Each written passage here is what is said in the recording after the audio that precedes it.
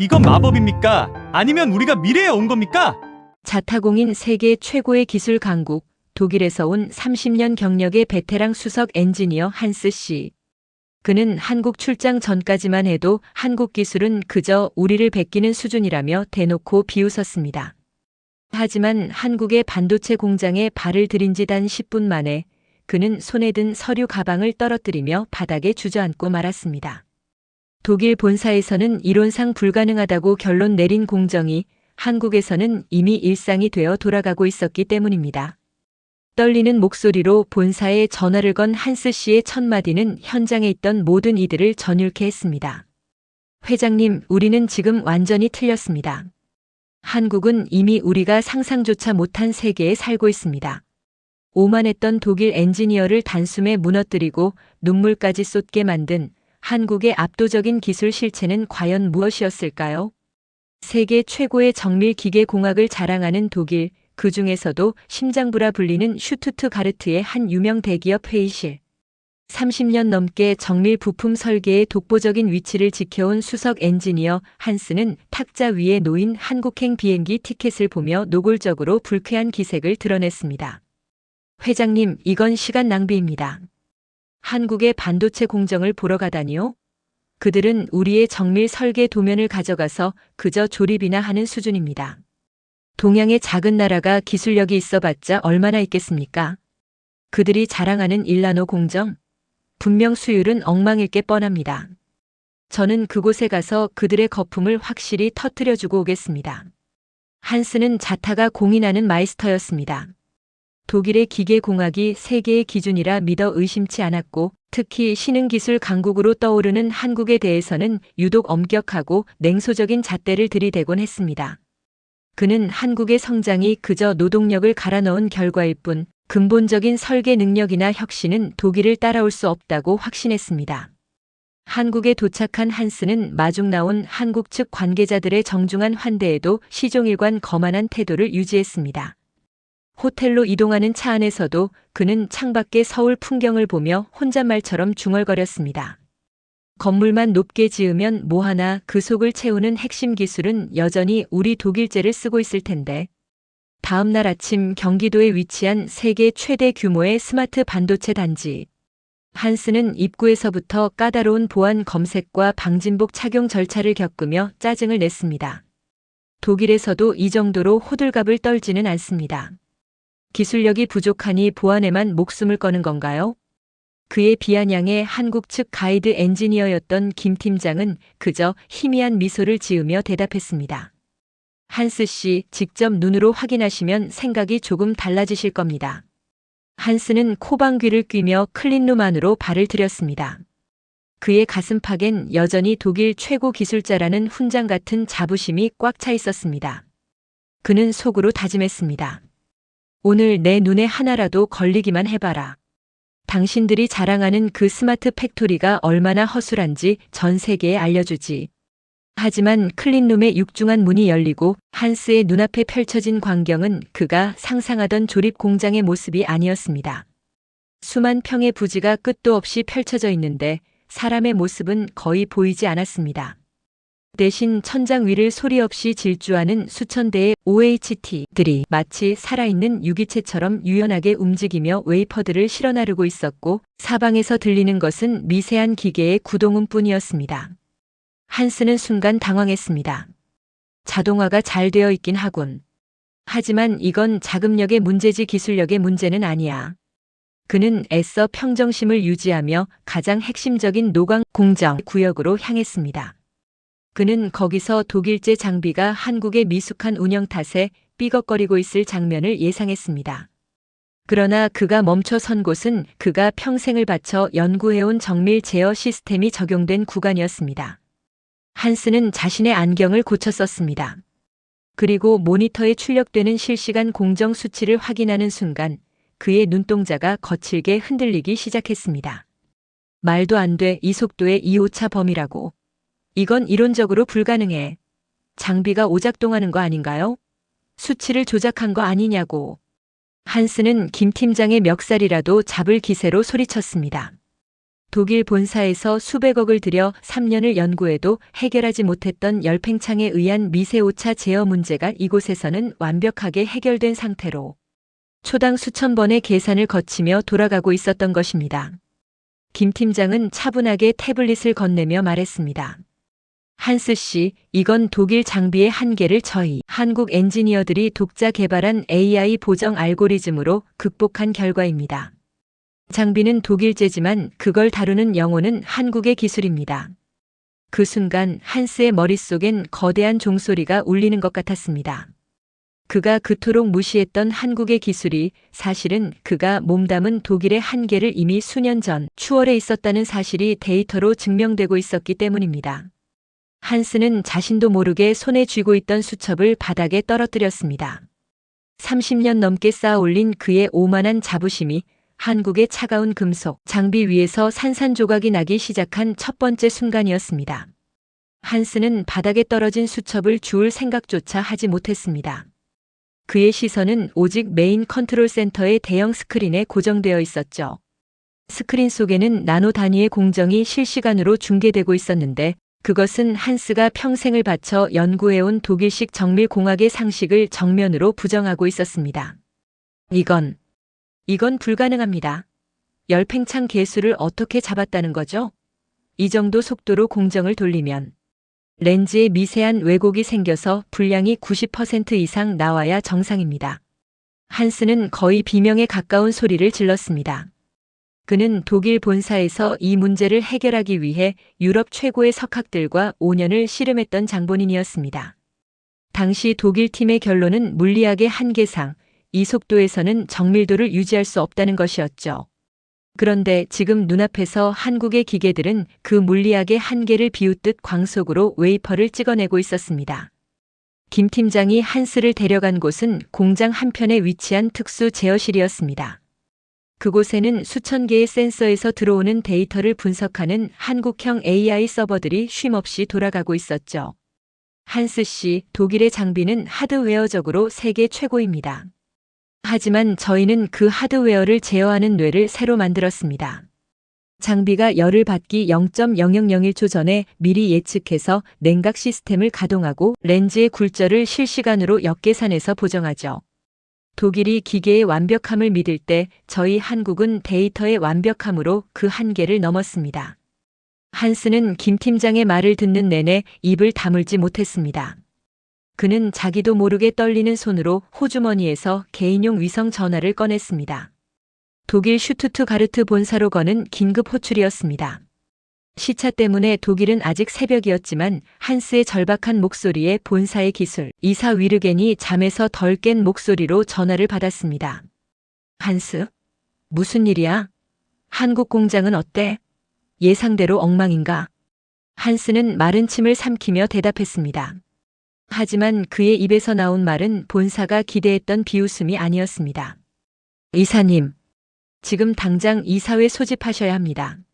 아니, 소집이 문제가 아니라 우리가 지난 10년간 세웠던 모든 기술 로드맵을 폐기해야 할지도 모릅니다. 무슨 소리야, 한스? 자네 지금 제정신인가? 한스의 목소리는 떨림을 넘어 울먹임에 가까워졌습니다.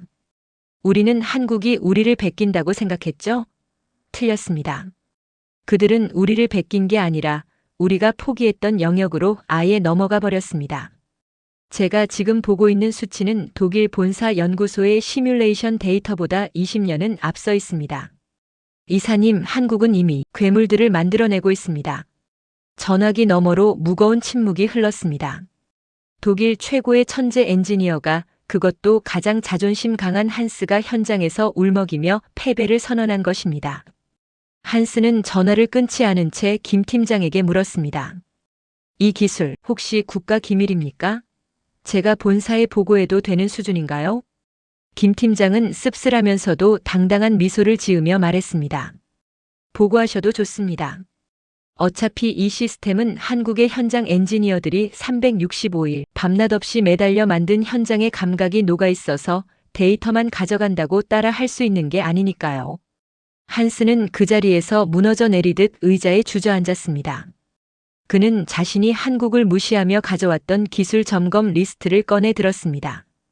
거기엔 전력 수급 불안정성, 정밀 제어, 미숙, 인력 숙련도 부족 같은 오만한 단어들이 적혀 있었죠. 한스는 그 리스트를 갈기갈기 찢어 쓰레기통에 던져버렸습니다. 내가 바보였습니다.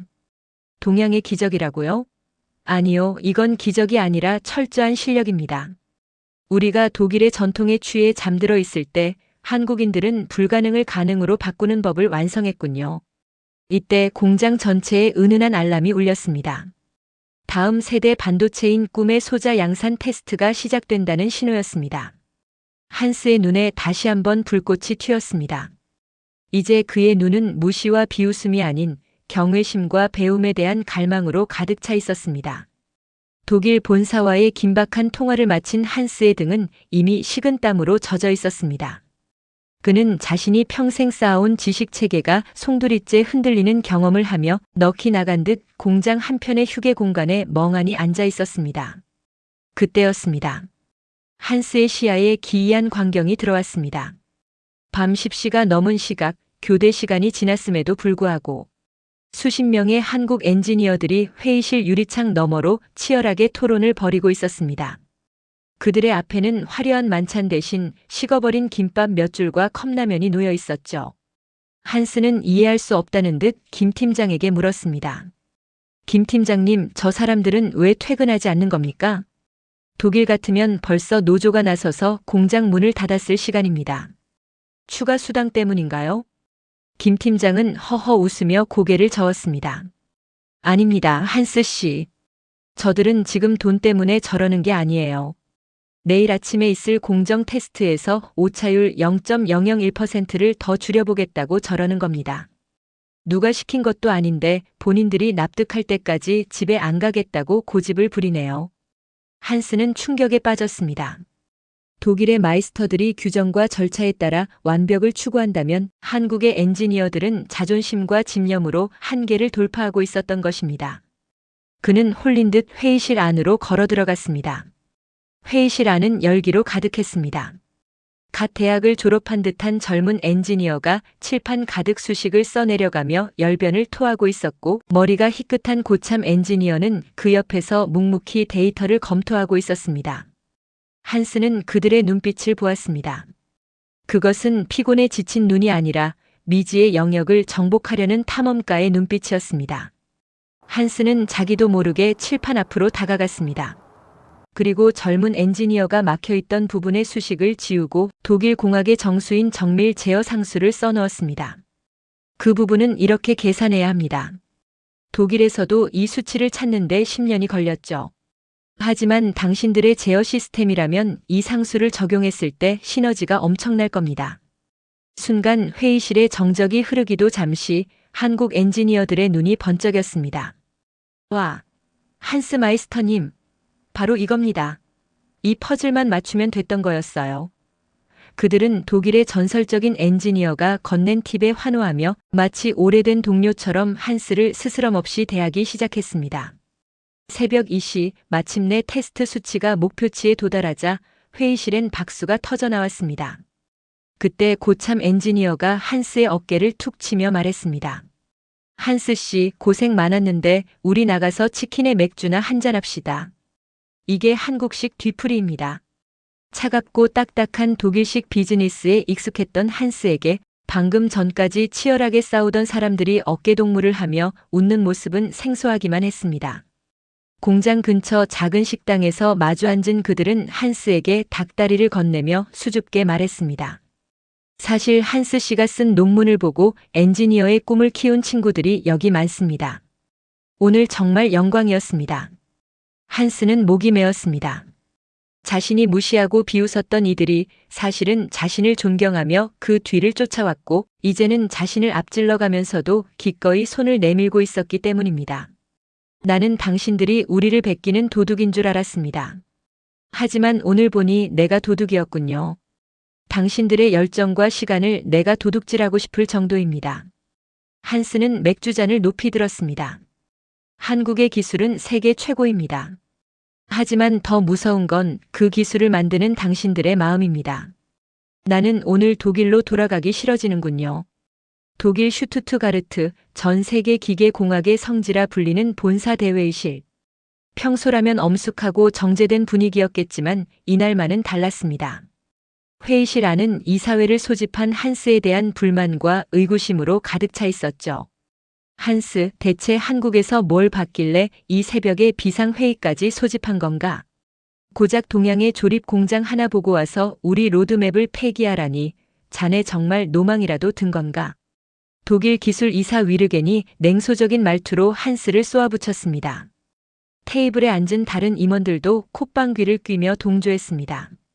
그들에게 한국은 여전히 자신들이 만든 장비를 사다 쓰는 하청기지 그 이상도 이하도 아니었기 때문입니다. 한스는 아무 말 없이 가방에서 USB 하나를 꺼내 메인 스크린에 연결했습니다. 화면에는 그가 한국 클린룸에서 직접 촬영 허가를 받아 기록한 공정 수치와 AI 보정, 알고리즘의 구동 영상이 흘러나왔습니다. 다들 조용히 하고 이 수치를 보십시오. 위르겐, 당신이 지난달 이론상 불가능하다고 발표했던 1나노급 공정의 오차 제어값입니다. 지금 한국에서는 이 공정이 24시간 풀가동 중입니다. 회의실 안이 순식간에 찬물을 끼얹은 듯 조용해졌습니다. 전문가들인 임원들의 눈이 휘둥그레졌습니다. 화면 속 수치들은 독일이 향후 10년 뒤에나 도달할 목표치보다 훨씬 앞서 있었기 때문입니다. 위르겐 이사는 믿을 수 없다는 듯 안경을 벗고 스크린 앞으로 달려나갔습니다. 이 수치가 실화라고. 장비 제어 주기가 우리보다 100배는 빠른데? 어떻게 기계가 이 속도를 견디지? 본체가 터져버려야 정상이야. 한스가 차갑게 대꾸했습니다. 네, 기계만으로는 불가능하죠. 하지만 한국인들은 그 기계에 지능을 넣었습니다. 우리가 하드웨어의 강철 같은 완벽함에 집착할 때 그들은 유연한 소프트웨어와 데이터로 기계의 한계를 비웃으며 넘어가 버렸습니다. 제가 가서 확인한 건 우리가 만든 장비가 아니라 그 장비를 가지고 마법을 부리는 한국 엔지니어들의 천재성이었습니다. 한스는 테이블을 강하게 내리치며 사자후를 토해냈습니다. 여러분, 우리가 독일 제조라는 이름표에 취해 잠들어 있는 동안 한국은 이미 우리가 상상조차 못한 미래에 도착해 있습니다. 제가 한국 공장에서 밤을 새우며 본 게 뭔지 아십니까? 갓 대학을 졸업한 20대 엔지니어가 우리 마이스터들도 포기한 난제를 풀기 위해 컵라면을 먹으며 눈을 부라리고 있는 모습이었습니다. 그들에게 기술은 단순한 일이 아니라 자부심이었고 목숨이었습니다. 위르겐 이사는 떨리는 손으로 화면을 가리켰습니다. 그럼 우리가 수조 원을 투자한 이번 신형 엔진 프로젝트는 어떻게 되는 건가? 전부 중단하십시오. 한스가 단호하게 말했습니다. 지금 방식으로는 한국을 절대 이길 수 없습니다. 우리는 당장 한국의 공동 연구팀을 파견해 구걸이라도 해서 그들의 알고리즘을 배워와야 합니다. 아니, 배우는 게 아니라 제발 협력해달라고 빌어야 할 처지입니다. 우리가 그들을 무시하는 동안 그들은 우리를 박물관 유물로 만들어버렸으니까요. 회의실은 충격에 휩싸였습니다. 독일 최고의 기술 자존심이 한국이라는 이름 앞에 완전히 무릎을 꿇은 순간이었습니다. 한스는 이사회를 마치며 마지막으로 한마디를 덧붙였습니다. 저는 오늘부로 수석 엔지니어직을 사임하겠습니다. 그리고 내일 다시 한국으로 떠납니다. 그곳에서 저는 마이스터가 아니라 학생으로 다시 시작할 겁니다. 한국인들의 그 뜨거운 심장을 배우지 못한다면 독일 공학의 미래는 없습니다. 그는 더 이상 오만한 독일 기술자가 아니었습니다. 진정한 기술의 경외감을 깨달은 한 명의 구도자였습니다. 그리고 이 소식은 독일 경제지를 통해 전 유럽으로 퍼져나가며 한국 기술의 공포라는 타이틀로 전 세계를 뒤흔들기 시작했습니다. 일주일 뒤 인천국제공항 입구. 독일 본사의 수석 엔지니어직을 미련 없이 던져버린 한스가 다시 한국 땅을 밟았습니다. 그의 손에는 명품 서류 가방 대신 독일 공학의 정수가 담긴 낡은 설계 노트 한 권만이 들려 있었죠. 한스 씨, 정말 다시 오셨군요. 공항으로 마중 나온 김 팀장과 한국 엔지니어들은 환호하며 그를 맞이했습니다. 한스는 쑥스러운 듯 웃으며 대답했습니다. 이제는 한스 씨 말고 한스 막내라고 불러주세요. 나이만 먹었지 한국의 혁신 앞에서는 나도 새로 배워야 할 학생이니까요. 그날 이후 경기도의 반도체 연구소는 그야말로 뜨거운 용광로처럼 달아올랐습니다. 한스는 자신이 30년간 쌓아온 독일의 정밀 기계 데이터와 한국 엔지니어들의 유연한 AI 알고리즘을 결합하는 프로젝트 K의 고문 역할을 자처했습니다. 하지만 과정이 순탄치만은 않았습니다. 차세대 공정의 핵심인 초미세 하이-NA EUV 제어 과정에서 원인 모를 진동 오류가 발생한 것이죠. 수천억 원짜리 장비가 멈춰 설 위기에 처하자 연구소에는 팽팽한 긴장감이 감돌았습니다. 독일 본사에서도 해결하지 못해 골머리를 앓던 고질적인 문제였습니다. 이 진동은 물리적으로 해결이 안 됩니다. 장비의 무게를 10톤 이상 늘리지 않는 한 방법이 없어요. 한스가 독일식 정답을 내놓으며 한숨을 내쉬었습니다. 그때 김 팀장 옆에 있던 20대 신입 엔지니어 박주임이 조심스럽게 입을 열었습니다. 한스 선생님, 진동을 막을 수 없다면 역으로 그 진동을 이용해서 오차를 상쇄하면 어떨까요? 노이즈 캔슬링 이어폰처럼 말이죠. 한스는 순간 멍해졌습니다. 진동을 이용해서 진동을 막는다? 독일 공학 교과서에는 어디에도 없는 황당한 발상이었습니다. 하지만 한국 엔지니어들은 벌써 화이트보드에 수식을 써내려가며 시뮬레이션을 돌리고 있었습니다. 해보자. 박주임 말대로 알고리즘을 짜서 기계에 실시간 피드백을 주면 가능할 것 같아. 한스는 그들의 거침없는 실행력에 전율을 느꼈습니다. 독일이었다면 이 아이디어를 검토하는 데만 1년이 걸렸을 테지만 한국은 단 3시간 만에 프로토타입을 만들어 장비에 적용했습니다. 결과는 대성공이었습니다. 모니터에 출력된 진동 그래프가 거짓말처럼 수평을 그리며 안정되었고 수율은 기존 대비 40% 이상 폭등했습니다. 한스는 눈물을 글썽이며 박주임의 손을 꽉 잡았습니다. 세상에. 기계를 이토록 자유자재로 다루는 사람들은 당신들이 처음입니다.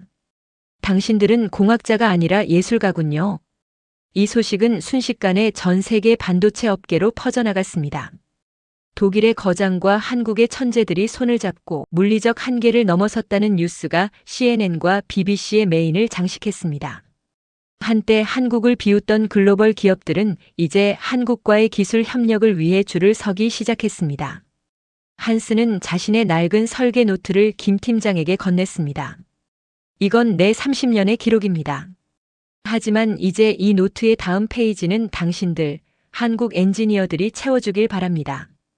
당신들이 만드는 미래가 전 세계의 표준이 될 테니까요. 김 팀장은 노트의 마지막 페이지에 한글로 이렇게 적었습니다. 기술은 머리로 만들지만 혁신은 함께 꾼 꿈으로 만든다. 한스는 그 글귀의 뜻을 전해 듣고는 환하게 웃었습니다. 이제 그는 확신했습니다.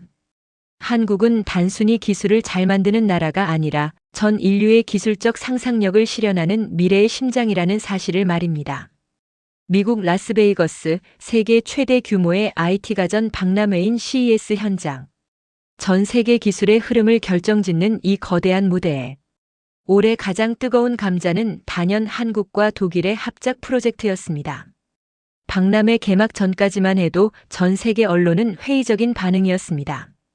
독일 기술이 한국에 흡수되는 것 아니냐, 전통의 독일이 동양의 나라와 손잡고 도박을 하고 있다는 자극적인 기사들이 쏟아졌죠. 하지만 박람회 첫날 한국 반도체 연합팀의 부스가 문을 여는 순간 현장은 그야말로 아수라장이 되었습니다. 부스 중앙에는 한스와 한국 엔지니어들이 밤을 새워 완성한 차세대 지능형 반도체 공정 모듈이 당당히 전시되어 있었습니다. 말도 안 돼.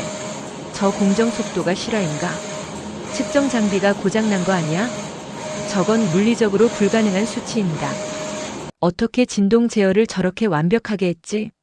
네로라 하는 글로벌 빅테크 기업의 CEO들과 수석 엔지니어들이 몰려들어 부스 안은 발 디딜 틈이 없었습니다. 특히 한때 한국을 무시했던 일본과 미국의 기술 전문 매체 기자들은 연신 셔터를 터뜨리며 당혹감을 감추지 못했습니다. 그때 군중 사이로 한스가 무대 위로 올라왔습니다.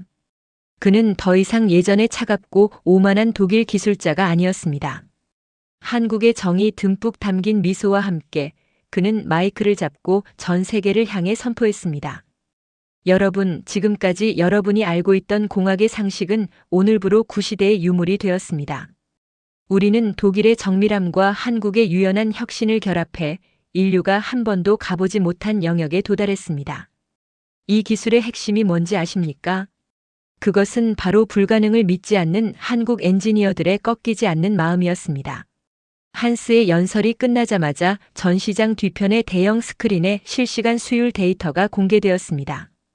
기존 공정 대비 100배 빠른 처리 속도와 0.0001% 이하의 불량률. 숫자가 증명하는 압도적인 차이에 부스 안은 순간 정적에 휩싸였습니다.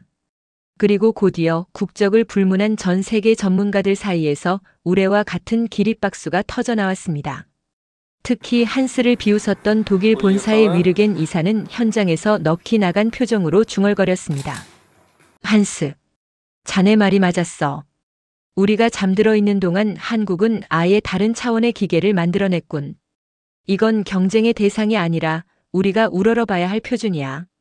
그날 저녁 박람회 최고의 영예인 최고 혁신상은 당연하게도 한국 팀에게 돌아갔습니다. 트로피를 거머쥔 것은 한스가 아니라 그와 함께 밤을 지새웠던 박주임과 김 팀장이었습니다. 한스는 무대 아래서 그들을 바라보며 누구보다 뜨겁게 박수를 쳤습니다. 시상식 직후 진행된 CNN과의 인터뷰에서 한스는 이렇게 말했습니다. 많은 사람이 저에게 묻습니다. 왜 독일의 영광을 버리고 한국을 선택했느냐고. 저는 대답합니다. 영광은 버리는 것이 아니라 나누는 것이라고. 그리고 진정한 영광은 오만이 아니라 혁신에 대한 겸손에서 나온다는 것을 한국인들이 가르쳐 주었습니다. 이제 전 세계는 한국의 기술 없이는 단 하루도 미래로 나아갈 수 없을 것입니다. 이 인터뷰는 전 세계로 타전되었고 K 엔지니어링은 이제 단순한 유행을 넘어 세계가 경외하는 하나의 거대한 흐름이 되었습니다. 한스는 그날 밤 한국 팀원들과 함께 라스베이거스의 화려한 야경을 배경으로 한국에서 가져온 소주 한 잔을 나누며 생각했습니다. 내 인생 최고의 선택은 독일 본사에서의 사직서를 던지고 한국행 비행기에 몸을 실은 그 순간이었다. 라스베이거스에서의 화려한 승리 이후 한스에게는 전 세계에서 천문학적인 액수의 연봉 제안이 쏟아졌습니다. 미국 실리콘밸리의 빅테크 기업들은 그에게 백지 수표를 내밀었고 독일 정부조차 그에게 국가 훈장을 약속하며 복귀를 종용했습니다. 하지만 한스의 선택은 모두의 예상을 깼습니다. 그가 향한 곳은 서울의 화려한 오피스 빌딩이 아니라 한국의 지방에 위치한 한 작은 공업 고등학교와 기술 전문 대학들이었습니다. 한스 씨, 정말 괜찮겠어요? 연봉이 100분의 1로 줄어드는 일입니다. 김 팀장이 걱정스레 물었을 때 한스는 허름한 작업복을 입으며 환하게 웃었습니다. 김 팀장님, 돈은 독일에서 벌 만큼 벌었습니다. 이제 나는 내 남은 인생을 진짜 엔지니어가 되고 싶어하는 이 아이들에게 주고 싶습니다. 내가 한국에서 받은 그 뜨거운 심장을 말이죠. 한스는 전설적인 독일의 마이스터 기술과 자신이 한국에서 배운 혁신적 사고를 결합한 특별한 수업을 시작했습니다. 학생들은 처음엔 세계적인 거장의 등장에 얼어붙었지만 이내 한스의 진심 어린 열정에 감동했습니다. 그는 아이들의 거친 손을 잡으며 말했습니다. 기름때 묻은 손을 부끄러워하지 마세요. 이 손이 바로 세상을 움직이는 가장 깨끗한 손입니다. 한국의 선배들이 이 손으로 기적을 만들었듯 이제 여러분이 그 다음 기적을 만들어야 합니다. 어느 추운 겨울날 한스는 수업 도중 갑자기 쓰러지고 말았습니다. 젊은 시절부터 몸을 돌보지 않고 연구에만 매진했던 독이었죠. 소식을 듣고 달려온 김 팀장과 박 주임에게 병상에 누운 한스는 힘겹게 입을 뗐습니다. 내가 죽으면 나를 독일이 아니라 한국 땅에 묻어줄 수 있겠습니까? 나는 독일에서 태어났지만 엔지니어로서의 영혼은 한국에서 다시 태어났습니다. 나는 영원히 한국의 공장 소리를 들으며 잠들고 싶습니다. 이 말은 현장에 있던 모든 이들의 가슴을 먹먹하게 만들었습니다. 다행히 고비를 넘긴 한스의 곁에는 그가 가르친 제자들이 가져온 수천 마리의 종이 학파와 응원 편지가 쌓였습니다. 한스 선생님, 빨리 일어나세요. 저희가 만든 로봇팔이 드디어 작동했어요. 제자들의 외침에 한스는 아이처럼 눈물을 흘렸습니다. 독일 대사관에서 그를 찾아와 독일의 기술, 자산을 왜 타국에 전수하느냐며 항의했을 때도 한스는 단호했습니다. 기술에는 국경이 있을지 몰라도 그 기술을 사용하는 정에는 국경이 없습니다. 한국은 나에게 기술 이상의 것을 주었습니다. 나는 그 빚을 갚는 것뿐입니다. 이제 한스는 한국의 작은 마을에서 한시 할아버지로 불리며 동네 아이들에게 기계 원리를 가르치고 주민들과 막걸리 잔을 기울이는 진짜 한국인이 되었습니다. 그의 집 마당에는 태극기와 독일 국기가 나란히 걸려 있었지만 그는 늘 말했습니다. 내 마음속 1순위는 언제나 태극기입니다. 그로부터 10년의 세월이 흘렀습니다. 전 세계 기술 지도는 완전히 재편되었습니다. 한때 기술의 변방이라 불리던 한국은 이제 명실상부한 인류 기술의 표준이 되었고 전 세계 엔지니어들은 독일이나 미국이 아닌 한국으로 유학을 오는 것이 최고의 영예가 되었습니다. 그리고 여기 전 세계 엔지니어들의 성지가 된 장소가 있습니다. 경기도 반도체 단지 입구에 세워진 작은 기념비. 그곳에는 한 노신사의 동상과 함께 독일어와 한글로 된 비문이 새겨져 있습니다. 어느 화창한 봄날 수천 명의 엔지니어가 모인 세계 기술 컨퍼런스의 기조연설자로 한 젊은이가 무대에 올랐습니다.